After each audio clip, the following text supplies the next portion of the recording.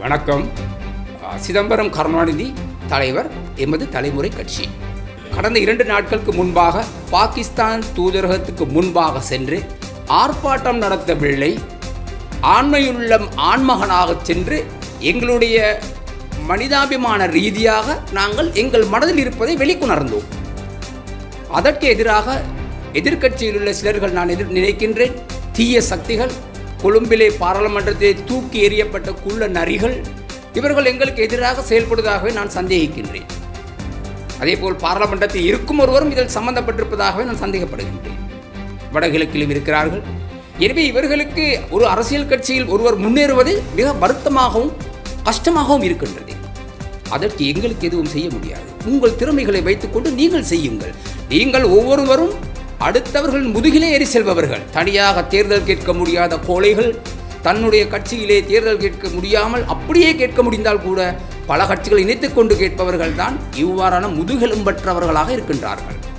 எங்களை பொறுத்தவரையில் எனது கட்சி, எமது தலைமுறை கட்சி, நாங்கள் எப்போது தேர்தல் கேட்டாலும் தனிமையாகத்தான் தேர்தல் கேட்போம். எவரோடும் சேர்ந்து கேட்பதற்கு எங்களுக்கு உத்தேசம் இல்லை, அவசியமும் இல்லை. எனவே இம்முறை தேர்தல் நான் கொழும்பில் கேட்பதற்கு தயாராக இருக்கின்றேன். நிச்சயமாக கொழும்பு மாவட்டத்திலே தேர்தல் கேட்கின்றேன் நான். ஆகவே இதை அறிந்தவர்கள் இப்போது நாங்கள் எங்களுடைய வளர்ச்சியையும் வேகத்தையும் விவேகத்தையும் பார்த்து பயந்து தேவையற்ற பிரச்சனைகளை உண்டு பண்ணுகின்றார்கள். இன்று எங்கள் கூட்டத்திற்கு வந்தவர்கள், அந்த நல்ல நிகழ்வுக்கு, அந்த புனிதமான நிகழ்வுக்கு வந்தவர்களை போலீசார் அல்லது சிஐடி என கூறப்படுபவர்கள் போய் அவர்கள் சம்பந்தமாக விசாரிப்பதாக கேள்விப்பட்டோம். தயவு செய்த போலீஸ் மா அதிபர் அவர்களே, இவ்வாறான செயல்களை ஜனநாயக ரீதியாக என்னுடைய அரசியல் அதிகாரமும் இந்த நாட்டில் எங்களுக்கு உள்ள உரிமையும் சொல்ல விரும்புகின்றேன். நான் வன்மையாக கண்டிக்கின்றேன். போலீசாருடைய தொழில் எவ்வளவோ இருக்கின்றது.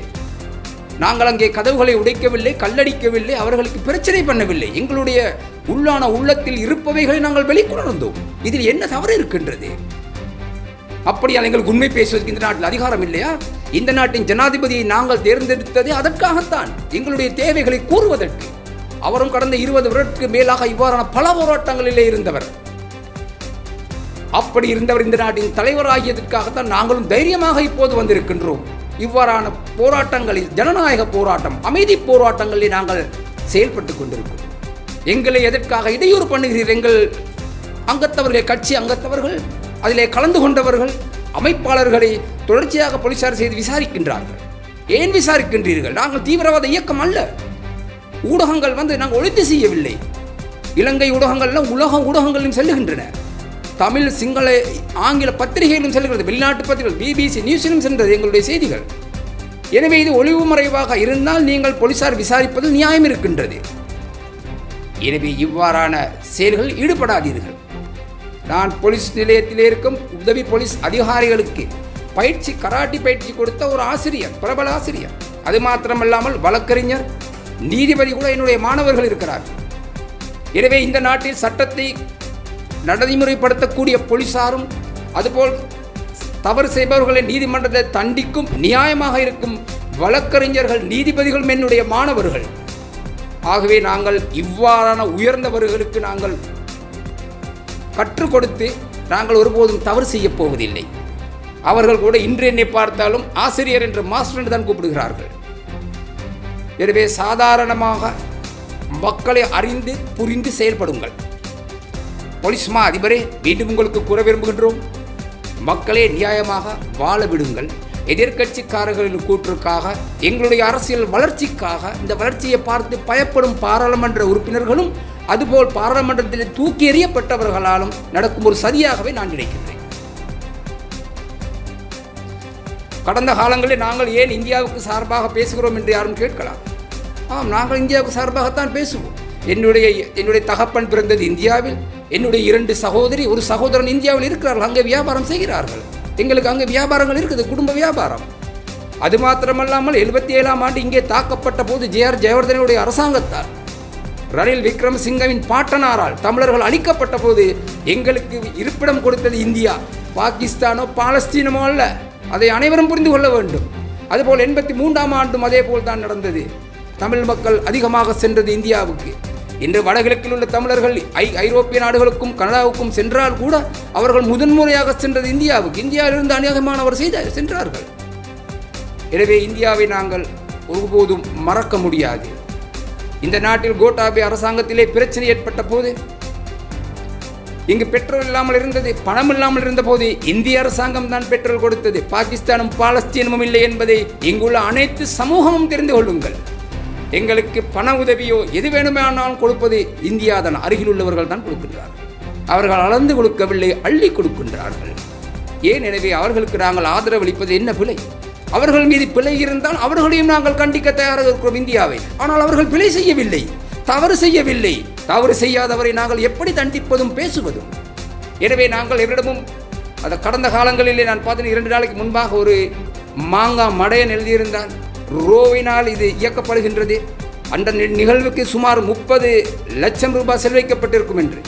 எனவே இந்தியா உயர் அதிகாரிகள் அநேகமானவர் என்னுடைய நண்பர்கள், நான் அவர்கள் கூட தொலைபேசி மூலமாக சொன்னேன், யார் அந்த ரோ இருந்து அனுப்பிவிடுங்க, காசெல்லாம் கொடுக்குறாங்கன்னு கேள்விப்பட்டேன். அவர்கள் சிரிக்கிறார்கள். எனவே இது நாங்கள் எங்களுக்கு ஒரு அந்யோன்யமானது இந்திய அரசாங்கம், இந்தியா, அதுபோல் இந்திய தூதரகம்.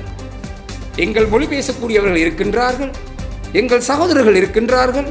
எனவே நாங்கள் அவர்களோடு உறவு வைத்துக் கொண்டிருக்கின்றோம். எங்களுடைய தேவைகளுக்காக நாங்கள் செல்லுகின்றோம். இந்த மக்களுடைய விசா பிரச்சனைகள் எதுவாக இருந்தாலும் நான் நேரடியாக செல்லுகின்றேன், அல்லது தொலைபேசி மூலமாக உதவி செய்கிறார்கள். அதை தாங்க முடியாத இங்குள்ள தமிழ் அரசியல்வாதிகள், அதுபோல் ஒரு முஸ்லீம் அரசியல்வாதி கொழும்பில் இருக்கின்றார். இவர்களுக்கு தான் இந்த பிரச்சனை இருக்கின்றது. எனவே இவர்களுக்கு முடியாது. அதற்கு எங்களால் ஒன்றும் செய்ய முடியாது. அது கடவுள் கொடுத்த வரம், அதற்கு நாங்கள் ஒன்றும் செய்ய முடியாது. அதனால் தான் கொழும்பு மக்கள் தூக்கி எறிந்தார்கள். எனவே அடுத்த முறை தேர்தலில் ஒரு முஸ்லீம் ஒருவர் இருக்கின்றார், போலியாக கத்திக் கொண்டிருக்கின்றார், அவரும் தூக்கி எறியப்படுவார். இப்போது அவர் போலியாக பேசுகிறார், கண்டனர் 300 வந்தது, என்ன நடந்தது ஹாபரில் என்று. எனவே அவர் ஐக்கிய தேசிய கட்சியில் ரணில் விக்ரமசிங்கோடு இருக்கும் போது அங்கு நடந்த ஊழல்களை பற்றி அவர் ஒன்றும் பேசவில்லை, அமைதியாக இருந்தவர்.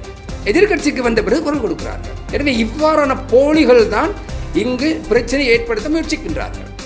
இங்கு பிரச்சனை ஏற்படுத்த முடியாது. இது ஐக்கிய தேசிய கட்சி அல்லது பொதுஜன ஐக்கிய முன்னணி போன்ற கட்சிகளாக இருந்தால் இங்கு நாட்டில் பிரச்சனை வரும். இப்போது இருப்பது என்பிபி அரசாங்கம். நீங்கள் வாளாற்றினீர்கள் என்றால் உங்கள் வாள் நறுக்கப்படும் என்பதை மறந்து விடாதீர்கள்.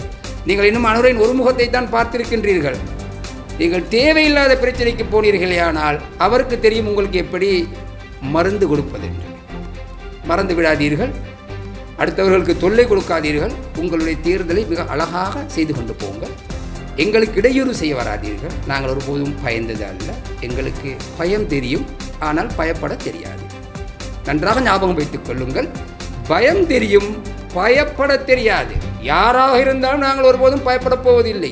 அது சாதாரண மனிதனாக இருக்கலாம் அல்லது சீருடையாடு உள்ளவர்களாக இருக்கலாம். ஏனெனில் நாங்கள் சட்டத்தை மதிப்பவர்கள். சட்டத்துக்கு விரோதமாக நாங்கள் எதுவும் செய்ய போவதில்லை. எனவே நாங்கள் யாருக்கும் பயப்பட வேண்டிய அவசியம் இல்லை. ஜனாதிபதியும் நாங்கள் கௌரவமாக பார்க்கணும், பயப்பட வேண்டிய அவசியம் இல்லை. ஏன் பயப்படும்? நாங்கள் பிழை செய்தோமா, தவறு செய்தோமா, அல்லது குற்றம் இழைத்திருக்கின்றோமா? இல்லை. நாங்கள் நல்லதை செய்வதால் யாருக்கும், கடவுளுக்கு கூட நாங்கள் பயப்பட மாட்டோம். கடவுள் எங்கள் மீது அன்பு வைத்திருக்கின்றார். எனவே உங்களுக்கு பொறாமையாக இருக்கிறது, உங்களால் எதுவும் முடியாது என்பதற்காக எங்கள் மீது போலியாக புகார்கள் வைக்க நினைக்காதீர்கள். அதில் எவ்விதமான வெற்றியும் பெறாது.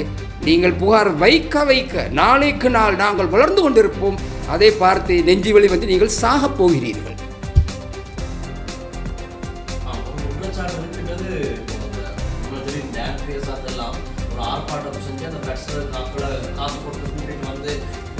செய்வாங்க அந்த மாதிரி ஒரு கருத்து சமூக வலைத்தளங்கள்ல உங்களுடைய காணொலிகளுக்கு கீழே ஒரு சிலர் கமெண்ட் பண்ணியிருக்காங்க. இந்த மாதிரியான கமெண்ட்ஸ்கள் உங்களுடைய பதில் என்ன? நீங்க உங்களுக்கு காசு கொடுத்தா எப்படி பிரச்சனைக்காக கூட்டிட்டு வந்து ப்ரொடக்ட் செஞ்சீங்களா, அதோட நீங்க ஒரு விளம்பரத்தை தேடிக்கிறது தான் எப்படி செஞ்சீங்களா, நிறைய ஒரு விமர்சனங்களும் இருக்கு. இந்த விமர்சனங்களுக்கு உங்களுடைய பதில்? இது தேர்தல் காலமாக இருந்தாலும் எங்களுடைய கட்சி தேர்தலில் கலந்து கொள்ளவில்லை. நாங்கள் இந்த மேடைகளிலும் பேசியதும் கிடையாது. இது ஒரு தேர்தல் மேடையும் அல்ல, வாக்குக்கான வேட்டையும் அல்ல. எனவே இது ஒரு அநீதிக்கு எதிராக ஒரு போராட்டம் என்பதை விட அருமையாக நாங்கள் அமைதியாக சொல்லிவிட்டு வந்தோம். அதைத்தான் நாங்கள் கூறுகிறோம். இது போராட்டம் என்று கூட நாங்கள் கூற விரும்பவில்லை. நான் நினைத்தால் அன்று சுமார் 280 பேர் போல் வந்தார்கள். அந்த அவர்கள் அனைவருக்கும் வீடு கட்டி கொடுப்பேன். அது ஏன் விருப்பம்? அது எவனுக்கும் கேட்க முடியாது, அரசாங்கத்துக்கும் முடியாது. அது என்னுடைய பணம், நான் கட்டி கொடுப்பேன். அது ஏன் விருப்பம்? இதை கூறும் பிச்சைக்கார எதிரிகள் அரசியல் செய்பவர்களால் ஒரு மலசலக்கூடம் கூட கட்டி கொடுக்க முடியாது. இந்த முட்டாள்களுக்கு நான் மட்டக்களப்பில் 500 குழாய் கிணறு எடுத்து கொடுத்திருக்கிறேன். ஆனால் இங்கே போலியாக இங்கும் மட்டக்களப்பிலும் யாழ்ப்பாணத்திலும் குறைக்கத்தான் தெரியும் இவர்களுக்கு ஒழிய அரச காசை எடுத்து அதிலும் ஊழல் தான் நடக்கின்றது. நாங்கள் எங்களுடைய சொந்த பணத்திலே செய்கின்றோம்.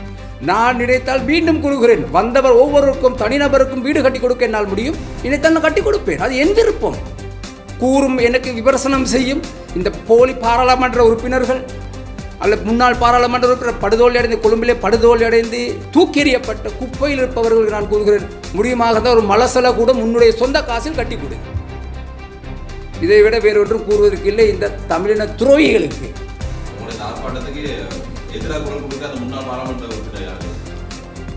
எதிராக குரல் கொடுக்கிறதை விட பின்புலத்தில் பேசுகிறார்கள் இவர்கள். பின்புலத்தில் பேசுவதைதான் பார்க்கிறோம். நாங்கள் சந்தேகப்படுகிறோம். உண்மை எங்களுடைய காதுகளில் கேட்கவில்லை. ஒரு சிலர் மூலமாக எங்களுக்கு தெரிகின்றது. விசேடமாக முஜிபுல் ரஹ்மான், அவரால் எதுவும் செய்ய முடியாது. கத்திக்கொண்டிருக்க மட்டும்தான் வரும். குறைக்க முடியும் அவரால். ஒரு பிரச்சனையும் குறைக்க முடியாது அவரால். அதுபோல் தோல்வியடைந்து மக்களால் தூக்கி எறியப்பட்ட தமிழ் மொழி பேசத் தெரியாத டிராஃபிக் போலீஸ் போல் கை காமித்துக் கொண்டிருக்கும் மனோ கணேசன், அதேபோல் சாணாக்கியன், சுமந்திரன், இவர்கள் தான். சுமந்திரன் தூக்கி எறியப்பட்டவர். இவர்களுக்கு எங்களுடைய வளர்ச்சி பொறுக்காததுக்கு காரணம் இவர்கள் செய்யும் பிழைகளை நான் மிக தெளிவாக ஊடகங்களில் பேசியிருக்கின்றேன். இந்த பாகிஸ்தான் போன்றதான் பிழையாக இருந்தால் நாங்கள் பேசும் யாருக்கும், நாங்கள் யாருக்கும் பயப்பட தேவையில்லை. என் மீது தவறு இருந்தால் நான் நேரடியாக போலீஸ் நிலையத்துக்கு வருவேன். நாங்கள் பயப்படவில்லை. இதற்கும் தயாராகவும் தைரியமாகவும் இருக்கின்றோம். எனவே நாங்கள் பயமில்லை. குற்றம் செய்தவன் பயப்பட வேண்டும். நான் தைரியமாக இருக்கிறேன். என் மீது குற்றம் இல்லை. அதைத்தான் நான் கூறுகிறேன். எனவே போலிகள் அது மாத்திரமில்லாமல் வேறு சிலரும் இதில் பின்னணியில் இருப்பது எங்களுக்கு தெரியும். நாங்கள் கவலைப்படவில்லை. எங்களை ஒரு ஒன்றும் புடுங்க முடியாது. உங்களால் தெரிந்து கொள்ளுங்கள்.